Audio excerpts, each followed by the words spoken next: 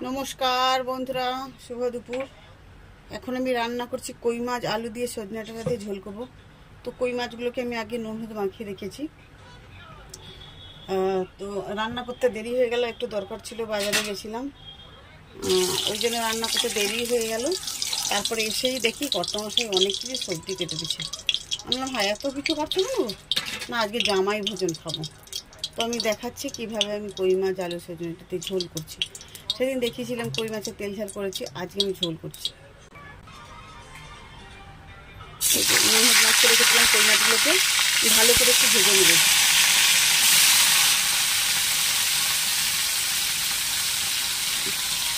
কই মাছগুলোকে একটু দেখুন, আমি চিড়ে চিড়ে দিয়েছি মাঝখান দিয়ে, কারণ নুন ঢুকতে যায় না। বেশ বড় বড় কই মাছ, নুন ঢুকতে যায় না, প্রচুর সব মাছে এগুলো ডিম হয়ে গেছে। কই মাছটাকে ভালো করে ভেজে নিচ্ছি। এবার দেখুন আলু দিয়ে দিচ্ছি কড়াই, আলুটাকে ভেজে দিতে হবে। ওরা থেকে একটু পুড়ে গেলে মনে হচ্ছে। আলুগুলো অনেক ছোট ছোট কাটা হয়েছে না?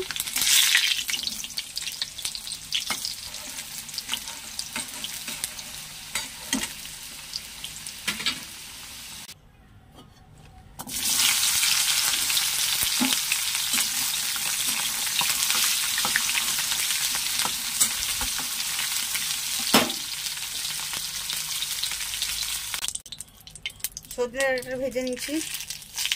এবার তেজপাতা দিয়ে দিলাম, পেঁয়াজ কুচি দিয়ে। আমার কাছে সবসময় পেঁয়াজ কুচি দিয়ে অনেক কাছে বেটে খায়, তবে সব তরকারিতে আমি আবার কোচানো দিই না। কিছু কিছু তরকারিতে আবার বাটা দিলে ভালো লাগে। পরিমাণ মতো নুন দিলাম, কারণ আলু সজনে ডাঁটা কোনোটাতেই নুন দিই না। দেখুন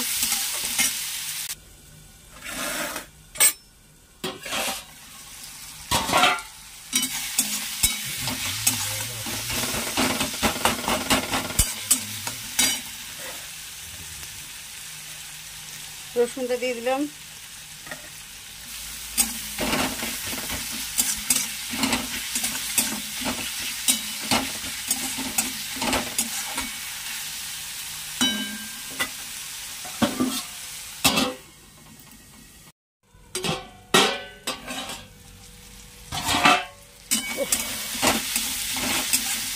তেলটা গরম পড়ে গেল। আর আমরা তো অনেক বড় একটা ঘরে থাকি না, তো এখানে প্রচুর গরম হয়।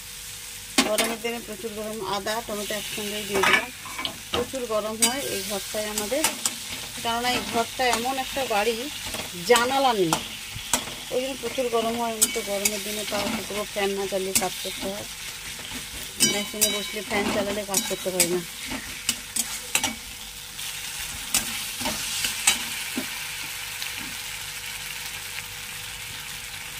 এটা একটু পাতলা পাতলা ঝোল করবো না, একটু মাখাটা ঝোল করবো।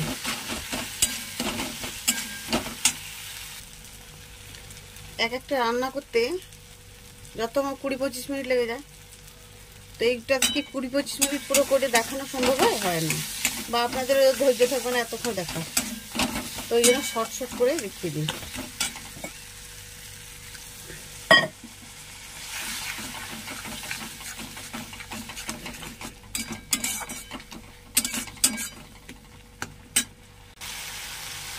মশলাটা দেখুন প্রায় হয়ে গেছে।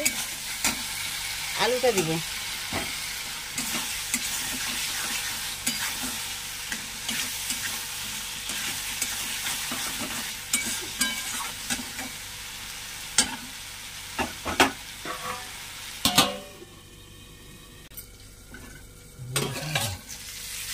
না না,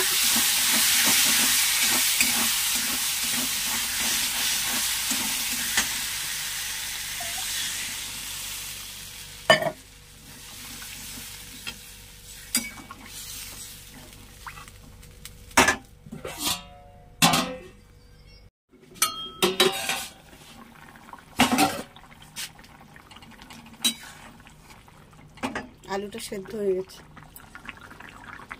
সজনে ডাঁটা এবং কই মাছ একসঙ্গে দিয়ে দিলাম।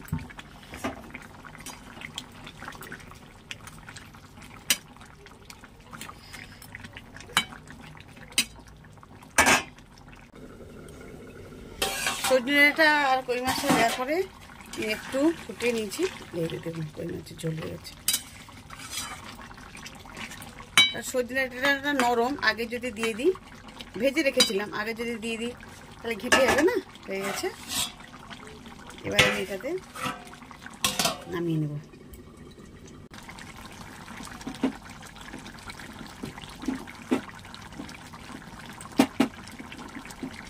গরম মশলা গুঁড়োটা দিলাম।